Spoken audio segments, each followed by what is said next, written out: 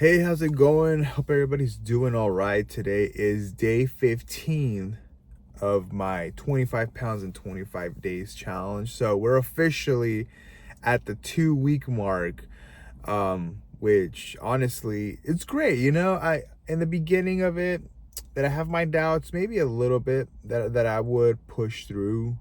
Um, just because it can be difficult in the first week at the very least. But honestly, like I've said before, a lot of the changes that I've done so far have been obviously for the best and have made me feel very energetic and good in general. But aside from that, second week, right? Second week of 25 pounds, 25 days. What does that mean now? What does that mean that we have 2 weeks left basically to push through, right?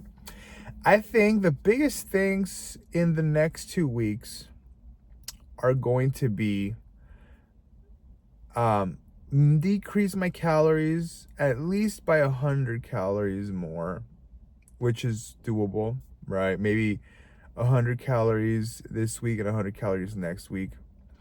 But also, besides that, is going to incorporate just a tiny bit more of cardio. I've been doing 35 minutes of cardio pretty diligently in the last 2 weeks, and I think that has helped for sure.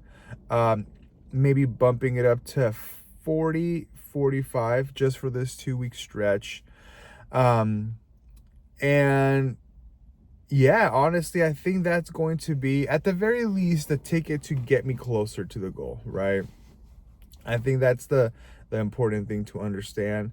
At the end of the day, it's a marathon. I just wanted to try this out to see how far I can get and what it can teach me more than that as well, right? I think I've learned some valuable lessons so far. I could say the biggest one has been that when you try to achieve a goal, um, it is better to take small chunks as opposed to try to go all out, straight from the beginning.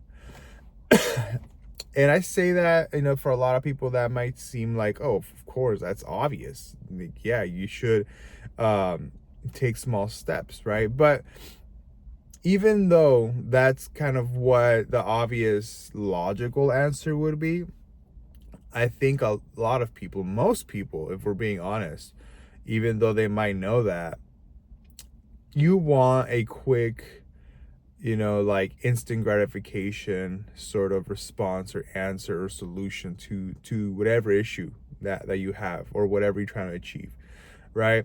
And that's where a lot of people, most people, end up just face planting when trying to achieve that goal, right?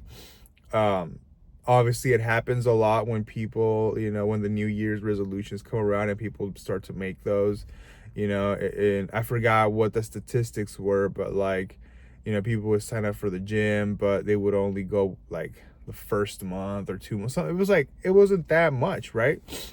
I think right now, kind of a sidebar to that conversation, there is a resurgence of gym culture I have seen, and I think at this point I've been part of, powerlifting, bodybuilding, just gym culture in general for, wow, since 2012, I would say 2011, 2012. So it's been a long time, 10 years, more than 10 years at this point, that I've been in the culture. So I've seen it from where nobody would go to the gym except like just dudes that were like jacked, you know what I mean? Like that was like, the early 2010s, and then it became popular to do powerlifting for a little while there, like 2013 to like 2015, like that whole Larry Wheels era, right? And then it kind of became out of it kind of got out of popularity, right? And then we kind of went back circle again to where it's popular again to go to the gym. So that's great to see that, right? But again, it goes back to what I was saying, like from those new people getting into it, a lot of them, want those instant gratification solutions. So how long will they last, right? And it's because of what I was saying. Like, that's if not for the goal, if I achieve it or not, I think the biggest thing I've learned is consistency and expectations. Those two things I think are the biggest lessons, right? Which I think puts me in a position where it's like you start seeing progress, and you start seeing that the progress that you've achieved is because of your consistency and, not necessarily having to overdo something in order to get to where you want to. And that makes me feel like, okay, then that's what I'm going to keep doing even after this, right? So that I can continue on with this goal of mine. And, coming next year, I'll be in a better position to continue that, right? So that's the biggest thing I've learned. Consistency, and expectations, realistic expectations too, right? But overall, like I've mentioned before, energy is really good. 2 weeks before Christmas, right? So a lot of cool things going on. The video you're about to see before I forget, actually, before I get into the training footage, is going to be the current weight that I'm at. I believe it's 244, so I'll put the picture of it right now. So that's honestly cool to keep that progress, like I've been mentioning. So we're pretty much at the 10-pound mark at this point from when I started, but we still got to push that, right? And yes, so the training footage you're about to see, it's a combination. I put 2 days together just because I've missed a couple of updates in terms of, like, day by day. So you're gonna see shoulders. So I'm gonna show you the shoulders workout, which includes shoulders, biceps, and upper back. But I was only able to get the shoulders part, so you'll see that. And you'll also see my strength check. So you'll see that as well, which was bench press, it was a slingshot press, and it was a closed grip bench. And to that, I'm going to be making a video talking about the slingshot, right? What it is, what it's used for, what I would recommend it to be used for, and some misconceptions people have about it. So that'll probably be the next video. So definitely tune in for that, because I think the slingshot has a lot of potential and it has a lot of great uses, but I don't think the uses are what people think they are. So we're going to talk about that. But besides that, I hope you guys have a great day, and I'll see you guys on the next one. All right, so for the first exercise, we have the seated shoulder press with the barbell. Just warming up here with just the barbell itself. Nothing on it. I think I did like 21 reps on here just to get that, warm up, blood to the shoulders, and just get a good little pump, a pretty heavy set pump. 25 pounds on there. And as you notice, I'm not completely upright. It almost looks like an incline bench, but it's not an incline bench. It's shoulder press. And this sort of movement here is something that I remember seeing a lot from Kai Green back in like 2010, 11. And I never really used it back then, because the gyms that I used to go to back in the days did not have like the bench set up like this, the rack set up like this. But it's something that I really like, and it doesn't put a lot of pressure on my shoulders, but I can still get the shoulder activation that I want and need. So right here we have the top set. I did one set of 3 with 225. It was kind of a tough set, but I was like, I gotta try it again.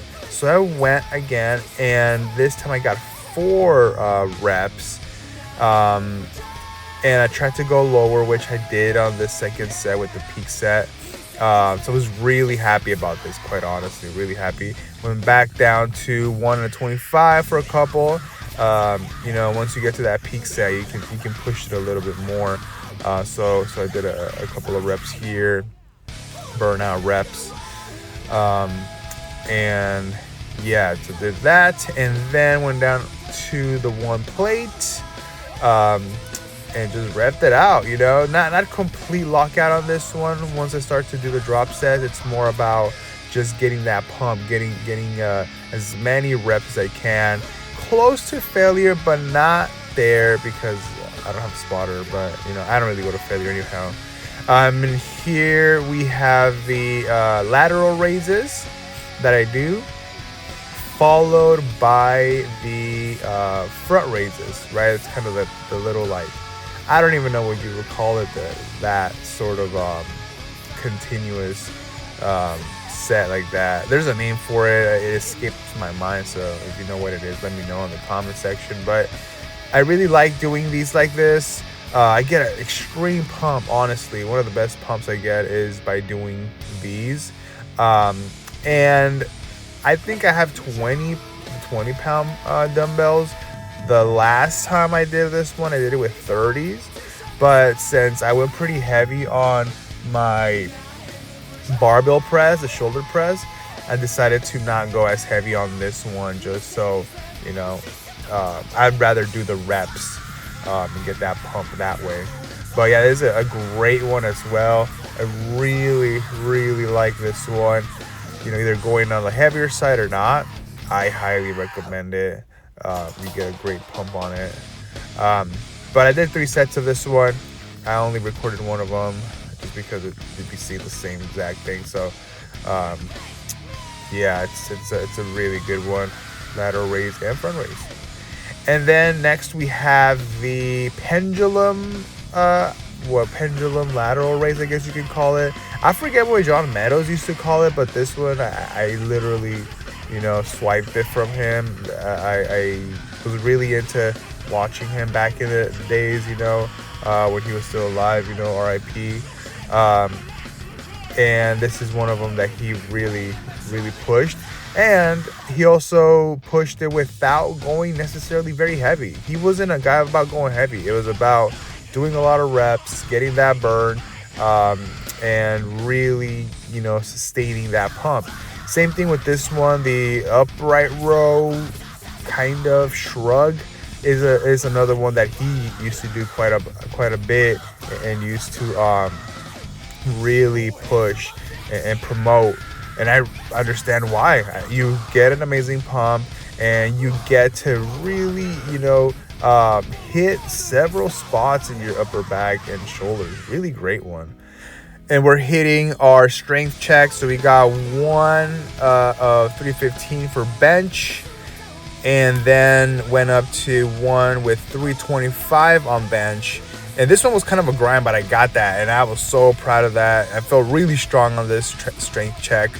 Then I put on the slingshot, got one with 325, and then I got one with 335. Like I said, I felt really strong on this particular strength check. And then last but not least, 355 with the slingshot.